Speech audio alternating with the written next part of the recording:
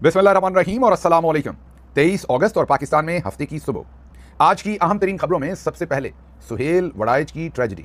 जी हाँ, अब पाकिस्तान के मिलिट्री जनरल्स ने सुहेल वड़ाइच को बस के नीचे फेंकने का फैसला कर लिया है, या दूसरे लफ्जों में उन्हें मुकम्मल इस्तेमाल करके उसमें से भी पॉलिटिकल माइलेज लेने का हतमी फैसला कर लिया है।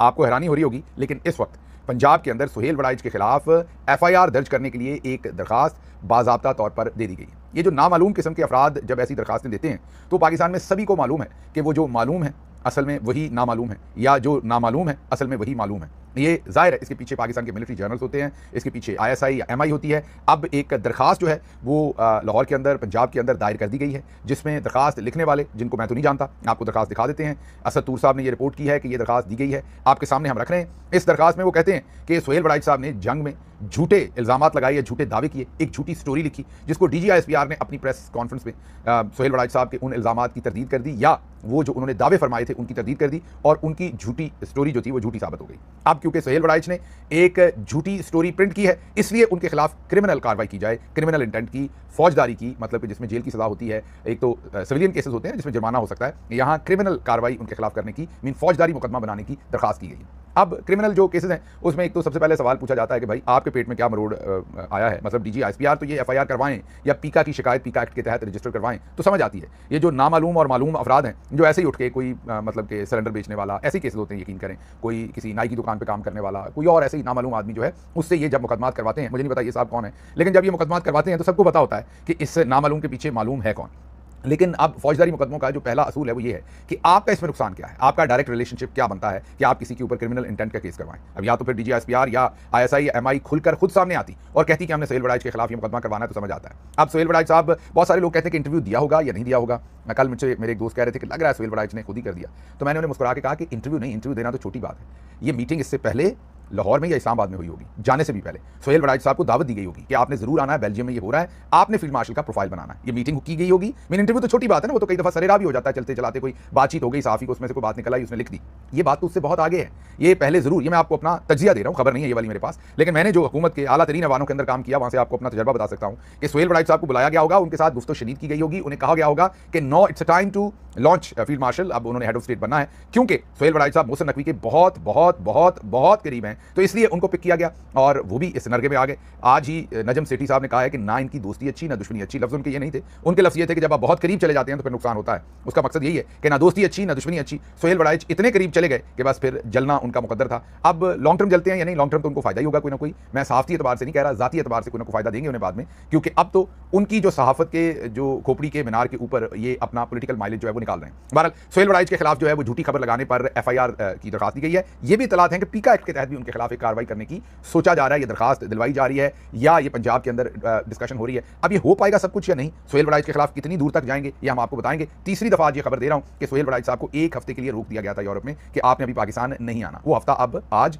या जो कल गुजरा है या आज 23 तारीख को तकरीबन पूरा हो चुका है। अब देखते हैं कि सुहेल वड़ाइच के ऊपर जो एक हफ्ते की पाबंदी थी वही रहती है या वो अब पाकिस्तान आते हैं तो उनके साथ क्या होता है। मेरा नहीं ख्याल कि उनकी गिरफ्तारी होगी, सिर्फ असल मसला पॉलिटिकल माइलेज लेना था, जिसको DG ISPR और उनके दूसरे जो साथी हैं वो लेने की भरपूर कोशिश कर रहे हैं। और पहले क्या ये सुहेल वड़ाइच ने खुद से आर्टिकल लिख दिया था, इसकी तरफ मैं आऊंगा कि सुहेल वड़ाइच क्यों मुकरे हैं, क्या वो अकेले मुकरे हैं, क्योंकि उन्होंने भी एक नया कॉलम लिख दिया जिसमें वो मुकम्मल ही मुकर गए हैं कि ये सब कुछ मैंने लिखा ही नहीं है, ये तो ऐसे ही लोगों की कमसमझी है, लोगों की नासमझी है। वो भी मुकर गए हैं। कामरान टिसोरी जो गवर्नर सिंध है वो भी मुकर गए हैं, DG ISPR भी मुकर गए हैं। ये मुकरने का सीजन क्या है, सभी क्यों मुकरे जा रहे हैं, इसके ऊपर बाद में बात करते हैं। पहले जरा सुहेल वड़ाइच साहब का जो मुकरना है उस पर बात कर लें, क्योंकि उनका आज का मतलब कल जो कॉलम पब्लिश हुआ वो उन्होंने अपने ट्विटर हैंडल के ऊपर भी लगाया है। जाहिर है वो सफाई है, वो अब अपने लिए मामला थोड़े पब्लिक परसेप्शन में दुरुस्त करना चाहते हैं, तो उन्होंने एक पूरी तफसील लिखी है। असल में वो मुकरे हैं अपने पहले कॉलम से। DG ISPR ने जब अपने आप को डिस्टेंस किया, इनको झूठा कहा, मुफाद परस्त कहा कि अपनी तशहीर के लिए सब इस्तेमाल किया, इन्होंने दरोग गोई की, झूठ लिखा, मतलब इनकी तबाही निकाल दी। तो उसके बाद सुहेल वड़ाइच साहब का ये जो कॉलम है वो आपके सामने मोटी मोटी चीजें रख देते हैं डिटेल, क्योंकि आप इस इशू को बहुत दफा सुन चुके हैं, तो मैं बहुत लंबी डिटेल में नहीं जाऊंगा। ये जो नया कॉलम है उनका,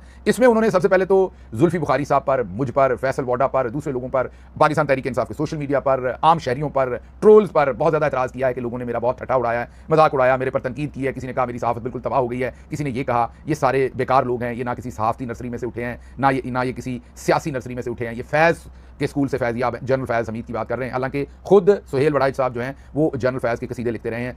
उनको बेहतरीन जो है वो आर्मी चीफ के तौर पर प्रेजेंट करते रहे हैं। खुद ये उनकी बाकी किसी ने किया कि नहीं मुझे नहीं पता, लेकिन ये कम अज़ कम उनकी खुद पॉलिश हमारे दोस्त जो हैं वो मारते रहे हैं, लेकिन आज ये उसका ताना दूसरों को दे रहे हैं। लेकिन जो इंपॉर्टेंट पॉइंट आज के कॉलम में सोहेल वड़ाइच साहब ने लिखी है वो ये लिखी है कि जिसमें मैं कह रहा हूँ कि वो फरार हो गए, मुकर गए, उसमें उन्होंने लिखा है कि जो मैंने कॉलम लिखा था उस पर डीजी ISPR साहब ने तरदीद की है, लेकिन उन्होंने कहा कि जिन चीज़ों की तरदीद की वो तो मैंने लिखी ही नहीं है, ये तो खुला तजाद नहीं है वड़ाइच साहब, लिखी तो आपने है, वो मैं आपको बताता हूँ कि आपने कैसे लिखी है। अब जरा आगे चलिए, वो कहते हैं कि 3 चीज़ों पर ज़्यादा आपको एतराज़ है। एक तो इंटरव्यू, उन्होंने कहा इंटरव्यू तो मैंने कहीं पूरे इसके अंदर लिखा ही नहीं लफ्ज़ के इंटरव्यू, तो आपने मुलाकात लिखी। मुलाकात और इंटरव्यू साफ़ी जब मुलाकात करके उसके बारे बाबत उस मुलाकात को पूरी तशरीह के साथ लिखता है तो वो एक इनफॉर्मल इंटरव्यू ही होता है ना। साफ़ी अगर कहता है कि फॉर एग्जांपल मेरी कल वो एक और वो लौंडा लपाड़ा जो टाउट है वो कहता नहीं था मैं इदारे से मिल के आया हूँ, अब वो पता नहीं इदारा उसका DG ISI थे उस वक्त या आर्मी चीफ थे, इशारा उसका आर्मी चीफ की तरफ था, और उन्होंने पूरा व्लॉग कर दिया था कि मैं इदारे से मिल के आया हूँ, मैं शख्सियत से नहीं मिल के आया, इदारे से मिल के आया हूँ। तो वो जो पूरा उनका व्लॉग था क्या वो इंटरव्यू नहीं था? उन्होंने कहा मैंने उन्हें ये पूछा उन्होंने ये जवाब दिया, मैंने उन्हें ये पूछा उन्होंने ये जवाब दिया। आपने भी अपने कॉलम में भरपूर तरीके से ये बताया कि आर्मी चीफ ने हिसाब लगाकर बताया, आपने वहां पर लफ्ज़ इस्तेमाल किया जब मईशत के बारे में उनसे पूछा गया तो उन्होंने हिसाब लगाकर बताया कि पाकिस्तान के 10 साल में मैं ये कर दूंगा, रेकोडेक्स से ये निकालूंगा, ये करूंगा। तो आप सवाल फ्रेम कर रहे थे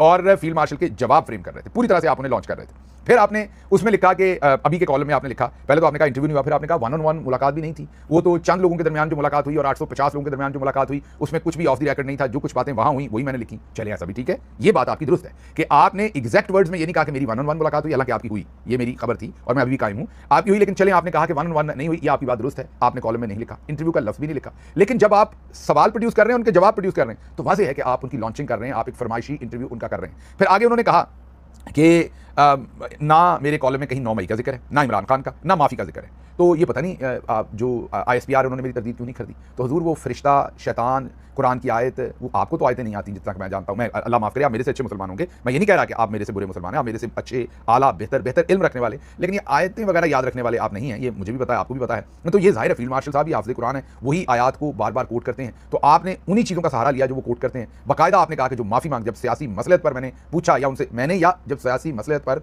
उन मसालियत में आजकल लफ्ज़ गलत यहाँ पर इस्तेमाल कर रहा हूँ, जब सियासी मसालियत के बारे में उनसे पूछा गया तो उन्होंने फिर कहा कि जिन्होंने माफ़ी मांग ली वो फरिश्ते और जिन्होंने नहीं मांगी वो शैतान बना दिए गए। तो वो क्यों था, इसकी भी आपने तौजीह कल के कॉलम में दी है कि वो तो मैंने ऐसे ही लिख दिया था, उसका कोई मकसद नहीं था। तो हुजूर जब आप ऐसे ही कॉलम लिखते हैं ना, और जब आप एक तरफ जो रकासाएँ हैं उनके टैटूज़ में जा घुसते हैं, दूसरी तरफ स्टेट क्राफ्ट भी करते हैं, बिल्कुल ख्याल नहीं करते कि ये 2 डिफरेंट जॉनराज हैं, इनके लिए डिफरेंट तबीयत चाहिए। एक तरफ ज़रा तमाशबीनी तबीयत चाहिए और एक तरफ ज़रा स्टेट क्राफ्ट की तबीयत चाहिए। अब आप दोनों तबीयतें पता नहीं कैसे आपको लगता है कि ये एक जगह पर आ सकती हैं, आ नहीं सकती। ऐसे ना कीजिए, मैयत के ऊपर आप ढोल बाजे बजाएंगे तो फिर लोग आपको कुटापा तो चढ़ाएंगे, और इसी तरीके से शादी के ऊपर जाकर आप नोहा ख्वाह होंगे तो तब भी लोग कुटापे का मतलब है ये सोशल मीडिया पर जो आपके साथ हो रहा है, और आप अब तकरीबन रो पड़े अपने कॉलम में कि मेरे साथ बहुत ज़्यादती हो रही है। अच्छा, आपने फिर अपने सारे उसके अंदर मामलात लिखे कि ये मेरा पहला जुर्म नहीं है, ये जो शहबाज गिल और सब ने, जुल्फी बुखारी, फैसल वोडा, हमाद अजहर, इन सब ने मुझ पर तनकीद की है, मैं तो ये जुर्म पहले ही करता रहा हूँ। आपने अपने जराइम बताए, आपने लिखा कि मैंने ज़िया उल हक की तकरीर का खुलासा भी शेखुपुरा से लिखा, मैंने नवाज शरीफ का इंटरव्यू जद्दा में जाकर किया, मैंने जनरल मुशर्रफ के इक़्तिदार में उनके खिलाफ किताब गद्दार कौन शाया की, फिर मैंने लंदन में जाके उनका भी इंटरव्यू किया जब उनको हटा दिया गया,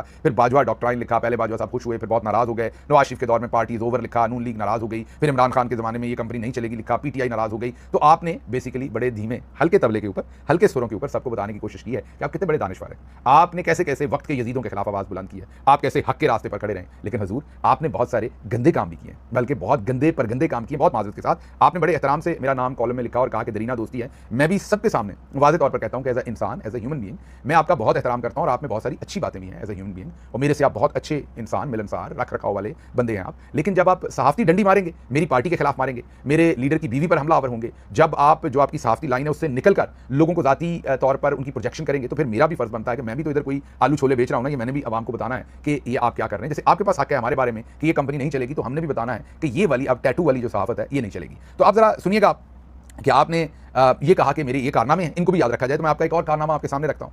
आपने इलेक्शन से चंद दिन पहले एक आर्टिकल लिखा जो आपने कहीं नहीं बताया। वो आर्टिकल आपने लिखा कि पाकिस्तान तहरीक इंसाफ के वर्कर मायूस हो चुके हैं, उन पर बहुत जुल्म हुआ और भी जुल्म होगा। आपने कहा, जुल्म नहीं कहा, आपने कहा कि उन पर बहुत ज़्यादा एक्शन हो चुका है, मजीद एक्शन भी होगा, और वो डर जाएंगे और वो वोट डालने नहीं निकलेंगे। नून लीग वाज़े मार्जिन से जीत जाएगी, नवाज शरीफ प्राइम मिनिस्टर बनेंगे, उनके भाई शहबाज शरीफ भी फेडरल गवर्नमेंट में होंगे। आपने मंजरकशी कर दी। आपने उस वक्त क्या बारीक कार्रवाई की थी? बारीक वारदात आपकी ये थी कि आप पूरी दुनिया को बता रहे थे कि नून लीग जीतने जा रही है, इसी को वोट दें। पंजाब में एक अमूमी तरीका भी यही है कि लोग उसी को वोट करते हैं जिसके बारे में उन्हें शोर होकर जीतने जा रहा है। हारने वाले की अगर ये शोहरत बन जाए कि उसने हार जाना है, तो कोई उसे वोट नहीं करता कि वोट खराब करने का क्या फ़ायदा। तो आपने भरपूर तरीके से उस वक्त नवाज शरीफ साहब को इसी तरीके से प्रोजेक्ट किया। ये आप हमेशा से करते आए हैं सोहेल भाई कि आप जिसका वक्त होता है, जिसको आप फ़ायदा पहुँचाना चाहते हैं, आप उसे लॉन्च करते हैं। ये सहाफ़त नहीं है। आपका काम तब ये था कि अगर आपने कलम उठाया था तो आप यहां से शुरू करते कि जमहूरियत में ऐसा नहीं होना चाहिए, ये जो जुल्म किया गया वोटर पर, ये गलत हुआ है, वोटर पर बहुत जुल्म हुआ है और मुझे मजीद होता हुआ भी नजर आ रहा है। और देखते हैं कि वोटर अब डर के घर बैठता है या वो वोट डालता है। अगर वो डर के घर बैठता है और वोट नहीं डालता पीटीआई का, ये जमहूरियत के साथ अच्छा नहीं होगा। यही बातें लिखते लेकिन थोड़ा बैलेंस करते, कहीं से ईमानदारी भी ले आते। लेकिन क्या ये खुला तजाद नहीं है जो आप लिखते हैं और बाद में आप गैलेंट्री अवार्ड भी चाहते हैं? आप ये वाली सहाफत करते हैं जिसमें आप लॉन्चिंग करते हैं। हम पंजाबी में कहते हैं, जैसे अंग्रेजी में टारगेट किलिंग होती है, पंजाबी में थड़ा मार के किसी को कत्ल करना। आप लोगों की सियासत को, आप लोगों की जो जद्दोजहद है उसे थड़ा मार के उनके मुखालफिन के साथ मिलकर आप कत्ल करते हैं। उसके बाद आप मरंजा मरंजा भी रहना चाहते हैं। जब आप इमरान खान की बीवी के बारे में बहुत ही, मैं उन्हें फोश कहूँगा, माजरत के साथ लफ्ज़ फोश इस्तेमाल करूँगा, बहुत बिलो द लाइन और फोश किस्म के आर्टिकल लिख रहे थे, तब आपको अपनी ये मरंजा मरंजा तबीयत का नहीं पता था कि आप तो सबके दोस्त हैं। आपने तो 40 साल में किसी को जवाब नहीं दिया, आप किसी पर हमला नहीं करते। लेकिन आप एक बंदा जो असीर है, जेल के अंदर है, उसकी बीवी असीर है, किसी खातून के साथ वो जुल्म नहीं हुआ जो बुशरा बीवी के साथ हुआ है या हो रहा है, आप उसके खिलाफ जाती अटैक्स के कॉलम लिख रहे हैं, तो आपको तब सोचना चाहिए था। बहरहाल आपने ये नहीं बताया कि ये इलेक्शन से पहले जो आपने किया और उसके बाद आपका सारा तज्जिया गलत निकला, तो आपने कभी आज तक माफी मांगी कौन से? क्या आपने कहा कि ये मैंने गलत किया था, या चले मेरा आइडिया ही गलत था, छोड़ दें, आपकी इंटेंट छोड़ देते हैं एक दफा फिर? क्या आपने इस बात पर माजरत की कि यार मैं आप लोगों को गलत डायरेक्ट करता रहा, गलत गाइड करता रहा, मैं गलत एनालिसिस करता रहा आपके सामने, मेरे 976 एनालिसिस अभी तक गलत साबित हो गए पिछले 2-3-4 सालों में, तो मैं आपसे माजरत ख्वाह हूं? आपको आदत पड़ी हुई है 80 और 90 वाली, जो मर्जी छाप दो, कौन सा कोई पूछने वाला था। अब 2 वे है।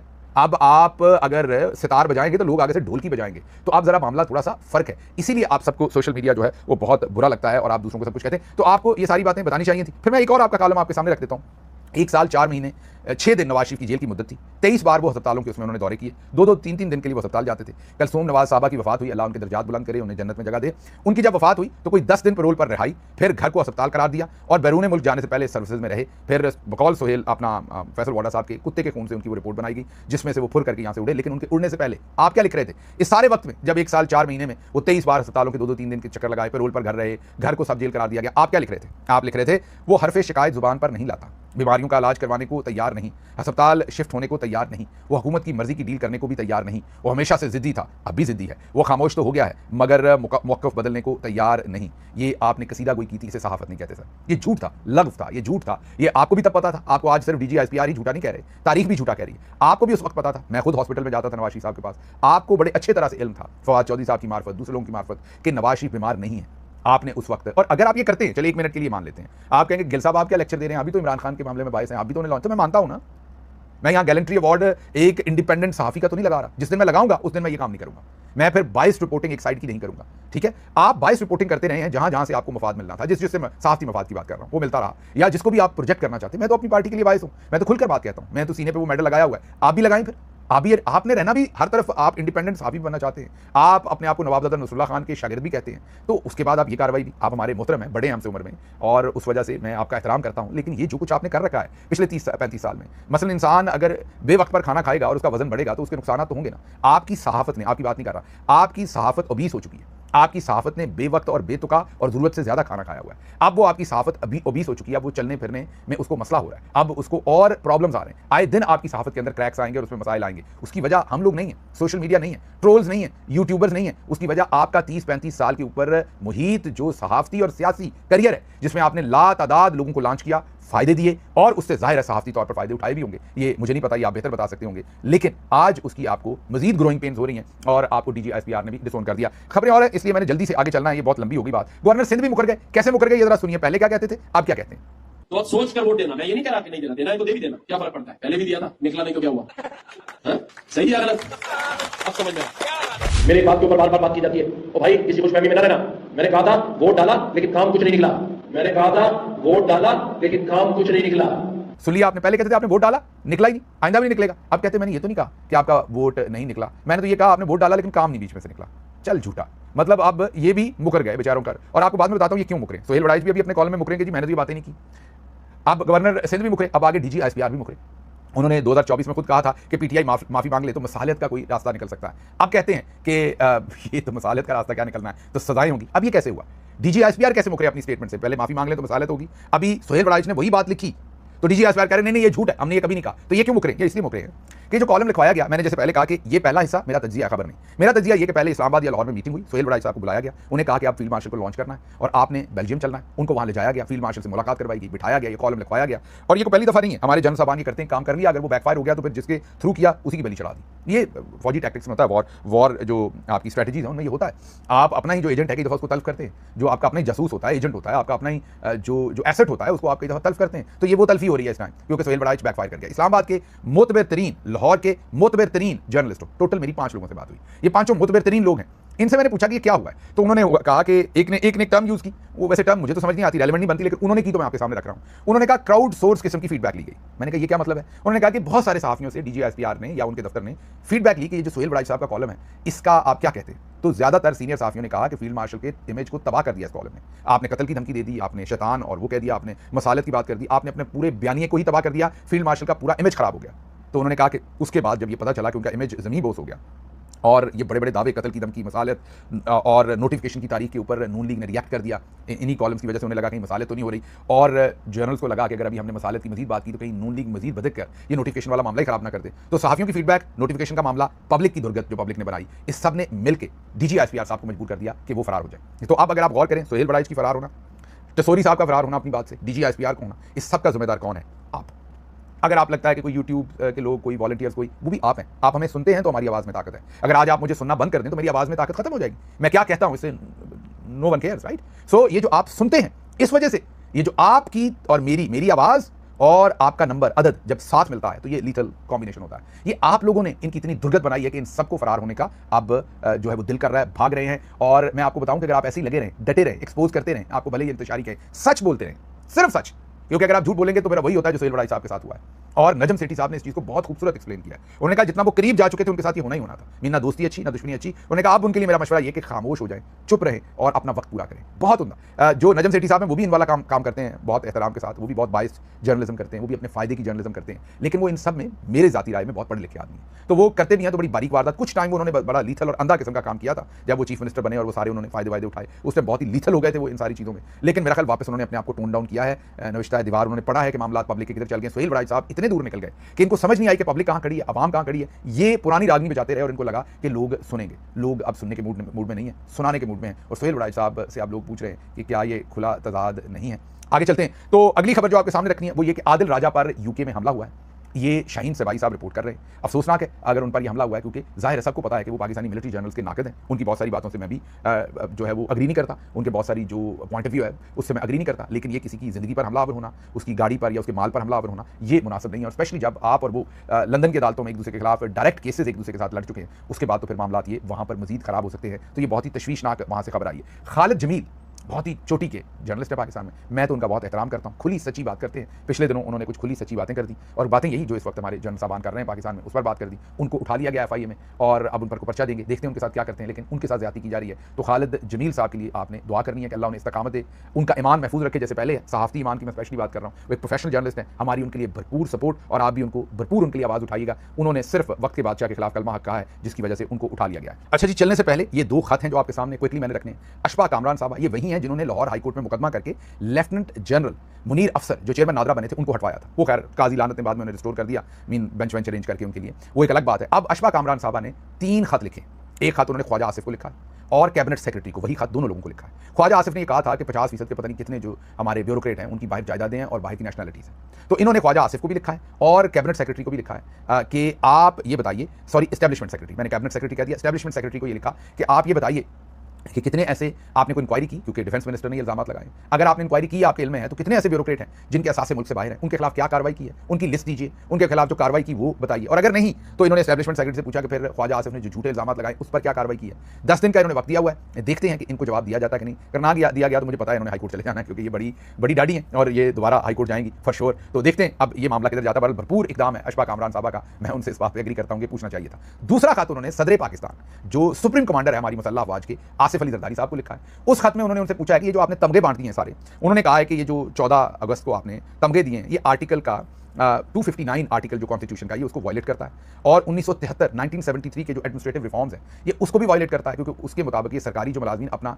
फर्ज निभा रहे हैं, जो उनकी जिम्मेदारी है, जिसकी वो तनख्वाह लेते हैं, उस पर उनको अवार्ड नहीं दिए जा सकते। तो आपने ये जो सरकारी अफसरों को और वुज़रा मुशरा को अवार्ड दिए हैं ये गलत दिए हैं, इसकी भी तफसील हमें बताइए कि इन्होंने क्या कारनामे दिए हैं, इनकी मुकम्मल तफसील हमें बताइए एक शहरी के तौर पर कि क्या कारनामे इन्होंने अंजाम दिए हैं जिस पर आपने इन्हें अवार्ड दिए। इनको भी 10 दिन का टाइम दिया अशफाक कामरान साहबा ने, वैसे टाइम 10 दिन का ही देती हैं और उसके बाद ठा करके माथे में उनकी तरफ से रेट आती है हाई कोर्ट के अंदर। देखते हैं इस मामले पर भी क्या होता है। दोनों अच्छे इकदाम आते हैं, हम उनकी तहसीन करते हैं, उन्हें सराहते हैं। मुझे यहाँ से इजाज़त दीजिए। अल्लाह आपका हामी नासिर हो। पाकिस्तान जिंदाबाद।